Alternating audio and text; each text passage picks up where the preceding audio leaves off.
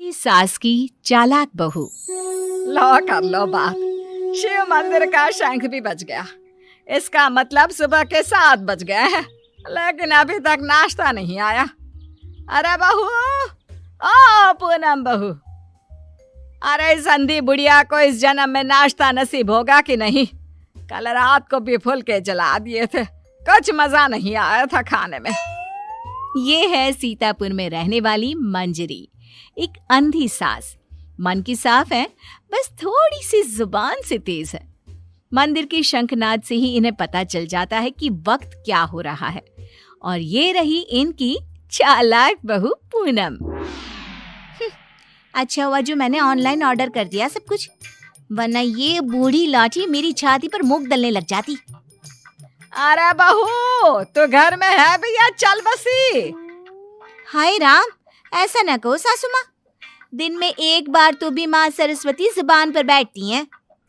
अरे नहीं नहीं, तुझे कुछ ना होगा। खुशबू तो बड़ी अच्छी आ रही है।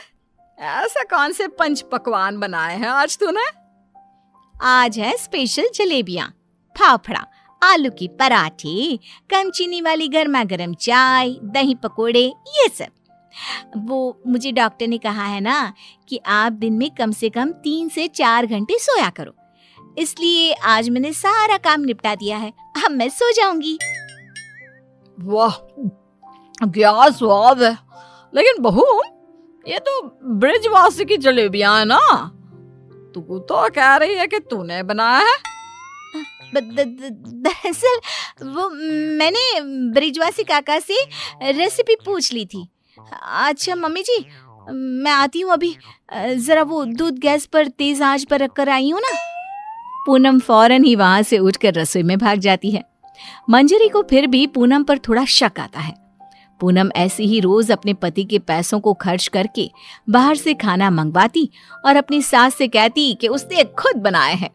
और उसकी बेचारी अंधी सास बहू के इस झूठ से बेखबर सारी चीजें मान भी लेती। एक दोपहर में पूनम पूरा मेकअप करके तैयार होकर खड़ी होती है। चलो फटाफट पतली गली पकड़ के निकल लेती हूँ, इससे पहले कि बुढ़िया मुझसे टकराए। बेचारी मेरी अंधी सासू माँ, उसे लगेगा कि मैं सो रही हूँ, जबकि मैं तो अपनी जानू से मिलने जा रही हूँ। पूनम हर दोपहर को अपनी सास को बेवकूफ बनाकर बाहर अपनी बॉयफ्रेंड लखन से मिलने जाती थी, और आज भी कुछ यही प्लान था। ए जी ओ जी लो जी सुनो जी, मैं हूँ मन मौजी, करता हूँ मैं जो वो तुम भी करो जी। 1 2 का 4, 4 2 का 1, माय नेम इज लखन, सजनों का सजन मेरा नाम है लखन। लखन, तुम भी ना बिल्कुल एंटीक पीस हो। यार पूनम, हम कब तक ऐसे छुप छुप कर मिलते रहेंगे? एक तो मेरे पास कोई नौकरी भी नहीं है, वरना यह दिल वाला अपनी दुल्हनिया को खुद ही ले जाता। टेंशन मत लो, जब तक तुम्हारे पास पैसे नहीं आ जाते तब तक हम दोनों के लिए मेरा ससुराल है ना, मैं सब देख लूंगी। लेकिन तुम्हारे पति को शक वक हो गया तो? अरे मेरा पति तो मेरा दीवाना है, आंख बंद करके मुझ पर भरोसा करता है। उसके पास से घी निकालने के लिए उंगली टेढ़ी करने की नौबत तक नहीं आएगी। ओए होए, ओए होए, शुक्रिया मेरी जान, love you love you love you. I love you too. इसी तरह दिन बीतते रहते हैं। एक रात देवेश बहुत खुश अपने ऑफिस से घर लौटता है। माँ, पूनम, एक खुश खबर है। ऐसी खुश खबर कि जिसे सुनकर आप दोनों फूले नहीं समा पाओगे। अरे तो जल्दी बताना फिर। हाँ हाँ, इतना सस्पेंस मत बढ़ाओ। मुझे कंपनी में सीईओ का पोस्ट मिल गया है। अरे वाह, जुग जुग जियो मेरे लाल। अब तो एक बड़ा माखन का कनस्तर चढ़ाऊंगी भोग में अपने कान्हा जी को। वाओ, मतलब अब 2 गुना 3 गुना 4 गुना पैसा होगा और हमारी तिजोरी में साल की 12 महीने दिवाली होगी। वाह वाह वाह वाह, कांग्रेचुलेशंस देवेश। Thank you. लेकिन इस खुश खबर के साथ साथ एक और बात भी है। मुझे कल सुबह ही मुंबई के लिए रवाना होना होगा। बिजनेस मीटिंग है, लगभग 1 हफ्ते तक वहीं रहना होगा। क्या? ये तो कितनी अच्छी बात है। मेरा मतलब है कि आप मुंबई घूम भी लेंगे। कहते हैं ना, रात में मुंबई की सड़कें और नजारा काफी सुहाना होता है। वाकई में, ले जा इसे भी अपने साथ। अब मैं तो ठहरी अंधी। डॉक्टर ने कहा है रोशनी कभी भी आ सकती है, लेकिन मुझे तो ना लगता कि इस जन्म में आएगी मेरी आंखों की रोशनी। कैसी बातें करती हो सासू माँ आप भी। मैं भला अपनी सास को छोड़कर कहीं जाऊंगी क्या? अगर मैं चली गई तो आपकी सेवा क्या पड़ोस की मीना करने आएगी? देवेश, तुम आराम से घूम कर आओ और मेरे लिए एक अलग से सूटकेस भर के तोहफे लाना। इसे तो बस तोहफे ही दो, चाहे वो तीज हो, त्योहार या कोई और आम मामूली सा दिन। बस तोहफे तोहफे तोहफे। बिल्कुल पागल है ये। अरे, मैं तोहफे मांगू तो आपको क्या दिक्कत है? आप भी मंगवा लो ना। देख देख देवेश बेटा, कैसे कैंची की तरह तेज चल रही है इसकी जुबान। अरे आप दोनों शांत बैठ जाओ, मैं आप दोनों के लिए ढेर सारे तोहफे लाऊंगा बस। देवेश अगली सुबह मुंबई के लिए निकल जाता है। इसी बात से खुश होकर पूनम सोचती है, रास्ते का कांटा तो साफ हो गया है। अभी मैं चुपके से मेरे लखन को घर पर भी बुला सकती हूँ। इस अंधी बुढ़िया को तो कानों कान भनक भी नहीं लगेगी। पूनम अब रात को चुपके से पीछे के दरवाजे के जरिए लखन को घर पर बुला लेती है। अब जहाँ सास घोड़े बेचकर खर्राटे मारते हुए सो रही होती है, तो वो बहू की बात करने की आवाज सुनकर तुरंत उठकर बैठ जाती है। ये आवाज किसी आदमी की लगती है, शायद बहू के कमरे से आ रही है। लेकिन नहीं, मैं भी कुछ ज्यादा ही दिमाग लगा देती हूँ। देख रही होगी कोई भूत या फिल्म। अब तो पति नहीं है घर में, इसलिए रात भर ऐसे ही करेगी ना। लेकिन अगर कल जल्दी नहीं उठी तो फिर मैं इसके कानों के पास जाकर बर्तन बजाऊंगी जोरों जोरों से। ये सिलसिला रोज चलता है और मंजरी को रोज लगता है कि पूनम टीवी पर कोई फिल्म देख रही है। एक दिन जब पूनम बाहर होती है, तभी मंजरी सोकर उठती है और आंखें खोलते ही उसे सब कुछ दिखाई देने लगता है। वो अपने आसपास सब कुछ देखकर काफी खुश और आश्चर्यचकित हो जाती है। ये तो गजब हो गया, मेरे आंखों की रोशनी फिर से लौट आई। डॉक्टर ने सही कहा था, रोशनी कभी भी लौट सकती है। बहू, अरे ओ पूनम का जान, कहाँ मर गई? देख तो अब मुझे सब कुछ दिखाई दे रहा है। अब तो मैं छड़ी का इस्तेमाल भी नहीं करूंगी और अब मैं रोज अपने भगवान जी को भी देख सकती हूँ। पूनम! मंजरी अपनी बहू को आवाज लगाते हुए पूरा घर तलाशती है, लेकिन पूनम उसे कहीं नहीं दिखती। तभी उसकी नजर तिजोरी पर पड़ती है जिसका ताला नहीं लगा था। इस पर वो जैसे ही तिजोरी खोलती है तो हैरानी से उसकी आंखें फटी की फटी रह जाती है। ये कैसे हो सकता है? जहां तक मुझे पता है, देवेश ने कहा था कि वो घर खर्च के लिए 25,000 दे के जा रहा है, लेकिन यहाँ तो उसका आधा भी नहीं है। जरूर ये पूनम ने पैसे अपने शॉपिंग पर खर्च कर दिए होंगे।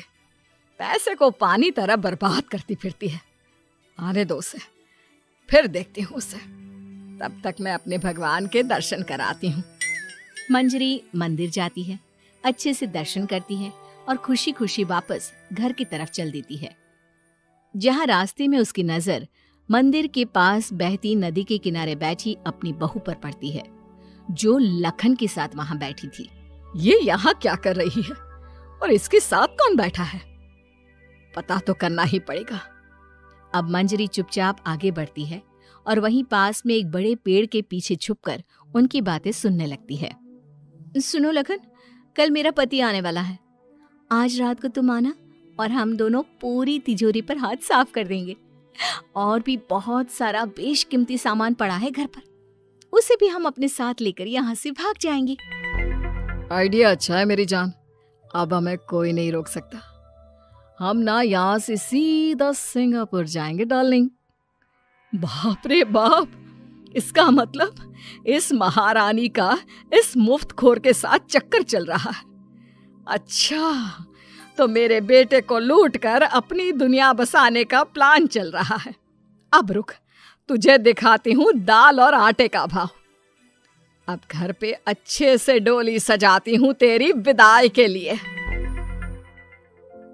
मंजरी वहां से चली जाती है और कुछ देर बाद जब पूनम घर लौटती है तो वो दोबारा उसके सामने अंधी होने का नाटक करने लगती है। अरे सासू माँ, व्हाट्सएप? अरे कुछ नहीं बेटा, बस वो देवेश की याद आ रही थी। अरे सासू माँ, इतना लोड क्यों ले रही हो? वैसे भी वो कल तक वापस आ ही जाने वाला है, फिर क्यों खामखा परेशान हो रही हो आप? वैसे भी कल से आप दोनों माँ बेटे अपने रोने के दिन भरने शुरू कर देना। क्या कहा? मेरा मतलब कल जब आएंगे 1 हफ्ते के बाद, तब आप कर लेना ना भरत मिलाप, गली मिलके जी भर के रो लेना। अच्छा, ऐसा कह रही है क्या तू? ठीक है, चल बहू, मेरे ना घुटनों में काफी दर्द हो रहा है, थोड़ा बाम लगाकर मालिश तो कर देना बेटा। और हाँ, 2 दिन बाद 7 पंडितों को भोजन खिलाना है, उसके लिए मसाले भी तो तैयार करने हैं। सिलबट्टे पर ही पीसना है उनको, घर के पिसे शुद्ध मसाले चाहिए। लेकिन सासू माँ, मैंने जो कह दिया सो कह दिया, अब कोई आना कानी ना करना, ठीक है? वरना देवेश को फोन करके बता दूंगी। हाँ। मंजरी अपनी बहू पूनम से जानबूझकर सारा काम करवाती है और ना चाहते हुए भी पूनम को वो सारा काम करना ही पड़ता है। आखिरी बार थोड़ी एक्स्ट्रा सेवा करा लेती हूँ इस नासपिट्टी कर्मचली से। मुझे इतने सालों तक उल्लू बनाया ना, अब इससे एक दिन में कैसे सूखी मिर्ची बनाती हूँ देखना। सारा दिन काम करके पूनम अपने कमरे में जाती है और रात को लखन पीछे के दरवाजे से घर में घुस आता है। किधर है सारा माल? जल्दी करो, अपने पास बिल्कुल भी टाइम नहीं है। पूनम और लखन मिलकर सामान चुरा ही रहे होते हैं कि तभी वहां पर देवेश और मंजरी आ जाते हैं और उन्हें वहां देखकर पूनम और लखन के पैरों तले जमीन खिसक जाती है। देवेश, तुम? सासू माँ, आप देख सकती हो? कैसे? तुझे क्या लगा तू हमें इस तरह चूना लगाकर आसानी से बचकर निकल जाएगी? पूनम, जो कुछ भी तुमने हमारे साथ किया है ना, मैंने कभी सपने में भी नहीं सोचा था कि तुम ऐसा करोगी। बहुत बहुत गलत किया तुमने। और तू लंगूर लखन, तेरी तो ऐसी की तैसी। बचाओ, माफ कर दो भैया, माफ कर दो। लखन हाथ जोड़कर खड़ा हो जाता है, लेकिन देवेश उसे नहीं छोड़ता। वो तुरंत पुलिस को बुलाता है और पूनम और लखन को फ्रॉड और चोरी के केस में अरेस्ट करा देता है।